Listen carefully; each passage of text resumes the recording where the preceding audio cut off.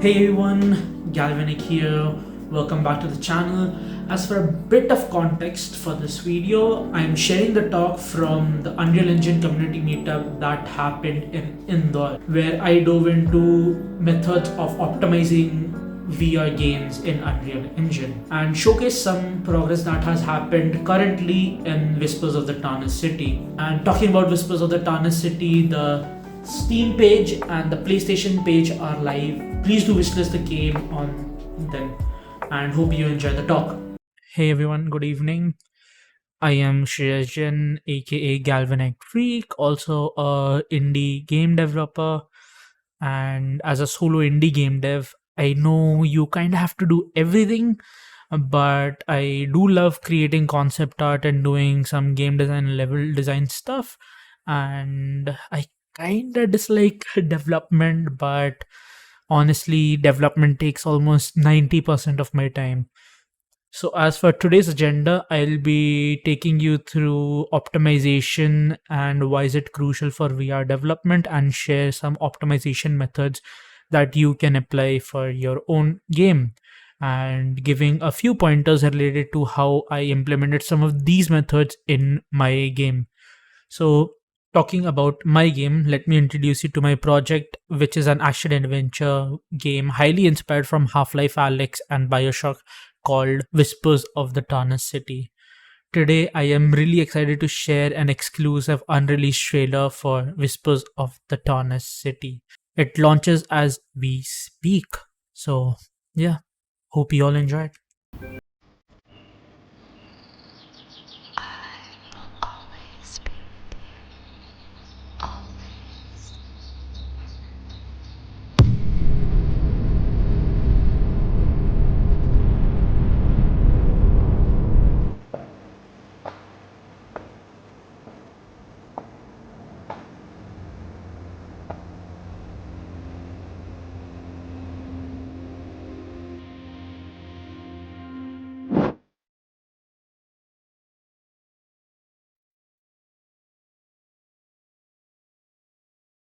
So my objective with the trailer was to give a peaceful vibe yet show you all a glimpse of what will be happening in the game, and I hope I achieved that. As of today, exactly, I have been working on Whispers of the Tarnished City full time for the last 10 months. So let's dive into some of the mechanics that I have created. And yeah, first up, the primary rifle, the Fido. While I am still working on the animation, one of my favorite features is that if you drop this gun, it crawls back to you and jumps into your inventory. So the Widow's design was originally inspired by the AK-50, a concept gun by Brandon Herrera, who's a YouTuber and does gun content. So it took me around a month to develop and refine this to fit into the Whispers of the Tarnished City. So a tip for the guys who are working in VR: when building two-handed weapons, make sure you calculate the look at rotation between the trigger hand and the barrel hand to make the gun feel more interactive. As we all know, VR is a highly interactive medium. Next, let's talk about the wreckage.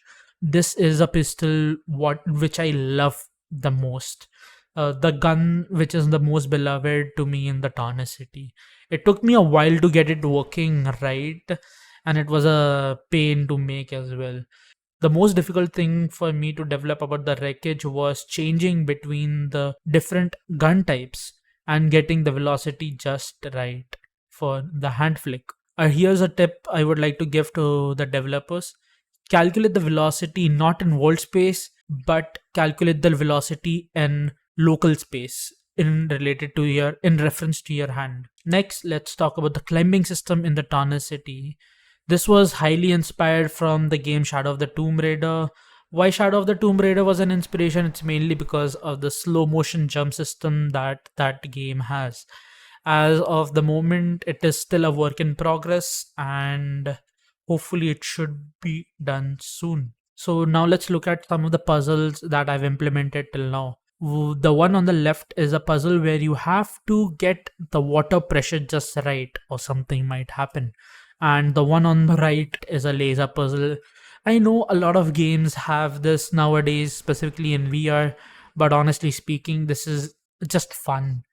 And lastly, let's talk about the weight machine. Honestly speaking, there's nothing to talk about here, but while creating one of the weight machines, I was able to come up with three different kinds of puzzles. A tip for all the developers here: for optimizing these puzzles, I tried to do next to no casting at all, but used interfaces to communicate between all the actors in the scene. Lastly, let's talk about a few things that I think are cool. I just added for fun. So, as you see here, I made a sprinkler system, and for the next one, I was thinking about what are some security or some things that should be present in a lab at that point.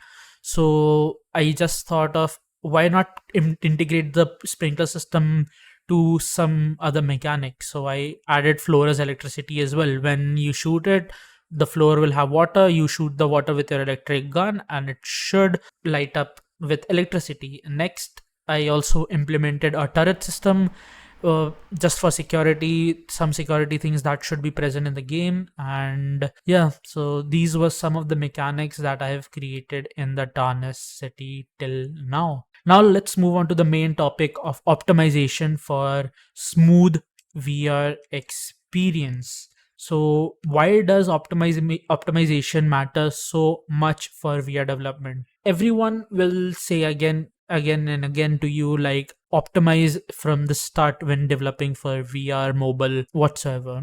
So let's take my project as an example. Recently upgraded my Unreal Engine project from 5.3 to 5.4.4, and I kind of have my own problems, but let's talk about that another time. So as you see here, this is the performance in editor. As you see here, this is the performance when simulated in editor, and as you see, I have around 300 plus fps. So, and some of you might be thinking that this guy must have a 4090 or something. No, my current PC has a 4070, and this is a PC which I got recently. I was actually developing on my laptop, which has a mobile RTX 3060, and I was able to achieve constant FPS around 300 as well in editor. Now, some of you might be thinking, why? So, first of all, the main important factor to avoid motion sickness, nausea, disorientation, discomfort as much as possible, because I don't want my player to fall down and vomit all over his play space. And secondly, ensuring that everything in the Tarnished City runs smoothly, even after if I add 25 to 30 complex enemies or try some kind of advanced physics calculation at a time. Also, studies have shown that increasing the frame rate from 120 to 180 fps significantly reduces motion sickness. But for us developers, our main first objective is to achieve a minimum of 90 fps or higher. So how will you optimize your game? Here, first, I like to point out all the beginners or beginners developer like me, or artists getting into VR development or even mobile development. Keep your textures small. You do not need a 4K or 8K texture resolution on your wall or a plant in a corner of some room that you're working on. It is not at all necessary. Why am I saying this? I am saying this out of experience, because during my second year of college, ironically, we all students were making a 2D game, and the class was told to make tile assets or an atlas map for in Photoshop. And I made each tile of the atlas map with a resolution of 4K. I know, I know how you guys feel, but yeah. And later during the final submission of the build, I was getting like 20 FPS on my very old laptop, and it wouldn't even run on my teacher's laptop at that time. So I'll remind you all, mobile VR supports a maximum resolution of 2K or 2048 pixels. So I'll say it again, keep your texture small. And if you want to use higher texture resolutions, you can use them on your hero assets. And what are hero assets, you might say? Hero assets are the super duper special assets in the game that are really important. These are the things you see up close, interact with a lot, like your main character, guns, some kind of cool treasure that the player might see or interact with. And the remaining assets are background assets. You can keep them at a lower resolution. But now you might be thinking, how will you decide what assets should have what size, resolution, textures? Or if you have already decided that, how will you optimize that even further? So for optimizing it further, use MIP maps. What are MIP maps? MIP maps are LODs for textures. LODs is level of detail. In short, when something is closer to the camera, it is a higher resolution. When something is farther away, it turns lower resolution. As you see here on the top, a few small assets stacked next to each other. And on the bottom is a custom material to decide what resolution I should have for the assets that I used in the Tarnished City. For example, let's take this mushroom. And for this, I will recommend a texture resolution of 64. Or let's take a bottle or a vase over here. You can keep this at a 512 resolution. And just for fun, this is what I actually think the resolutions should be for these assets if you're developing for VR. And how will you make this texture and that I've made for the Tarnished City? In short, make a tileable texture in Substance Designer starting from 1, 2, 4, 8, 16 up to 2048, basically with a power of 2. Bring it into your favorite photo editing software, like I am using Photoshop here, but currently I've shifted on to Clip Studio Paint, or you can even use a free software like GIMP. Use an NVIDIA texture exporter to export your texture into Unreal Engine. And for the people watching this or who are present over here who are using Unreal Engine, I would like to give you guys this asset. You can use this QR code to download it, and you can just unzip the file, drag and drop it into your Unreal Engine project's content folder, and it should work without an issue. So what is the final verdict of keeping texture resolution small? A lot of high texture resolution will consume a lot of memory and will drastically affect your performance. And using low resolution textures and bitmaps will help you keep the memory usage low without compromising too much on visual quality. Note over here, Unreal Engine auto implements bitmaps when you import new textures into your Unreal Engine project, so do not turn them off in the map settings of your texture settings. Also, use trim sheets, atlas textures, and tileable textures to save a lot on shader count and raw calls in your game. Now let's get into the next optimization technique. Use unlit materials. What are unlit materials?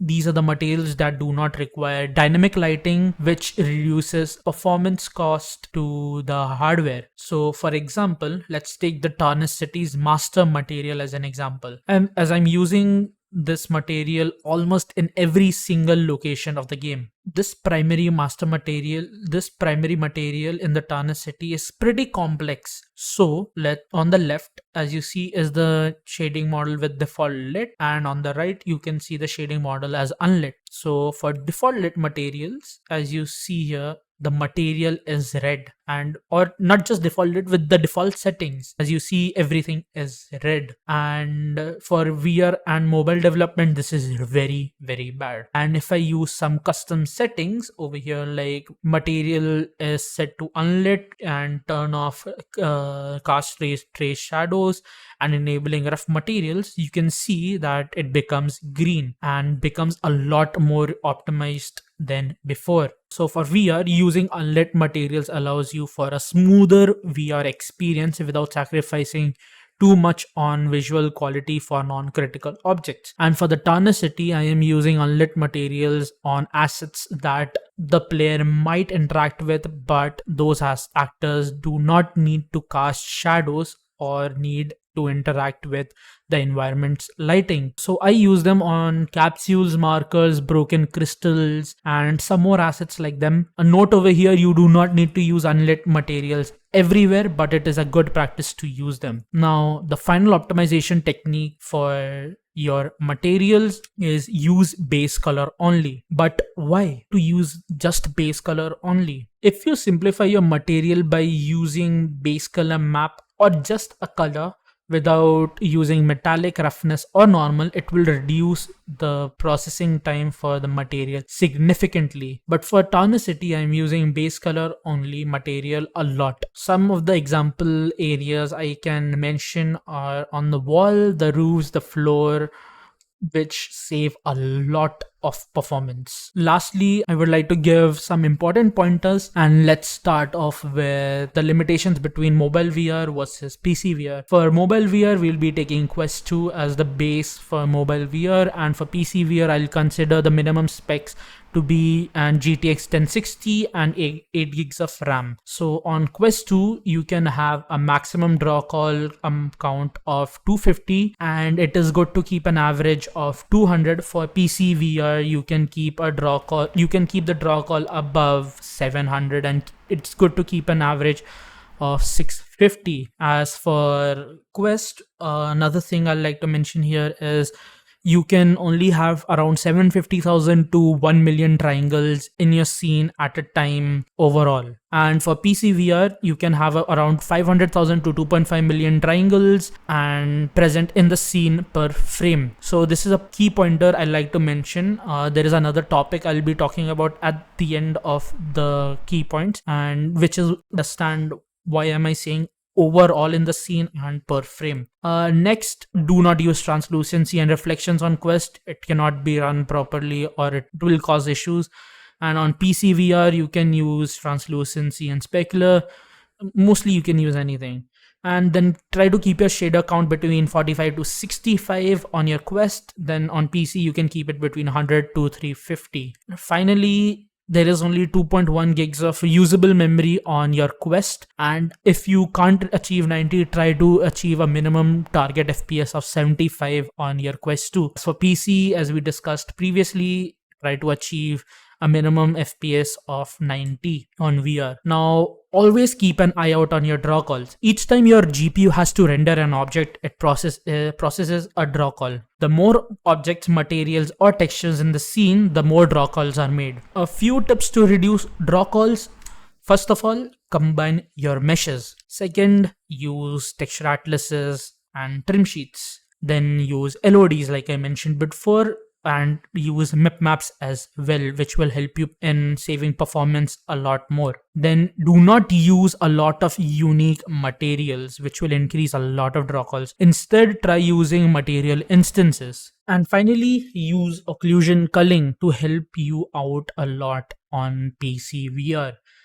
Note over here I like to give you all is in UE5, for some reason, occlusion culling and software occlusion culling doesn't really work on mobile VR headsets. So mobile VR development is a lot more difficult because you have to keep in mind for all these things. So the final verdict of the talk: if you use all these methods of optimizing on a big scale, whole world or your level, it will significantly increase the performance. And as we are coming to an end, I'd like to give special thanks to GDXR aka Jonathan, providing me with amazing resources and tutorial, and you can check him out on youtube.com at GDXR, and the host of the event, Akash Roy aka JJ, for giving me the opportunity to present in front of all of you and hosting this Unreal Engine meetup in Indore. And also thanks to Unreal as well. Before I wrap up, I'd like your support. Please wishlist the game Whispers of the Tarnished City on Steam or PlayStation Store. You can scan the QR code here for the Steam store.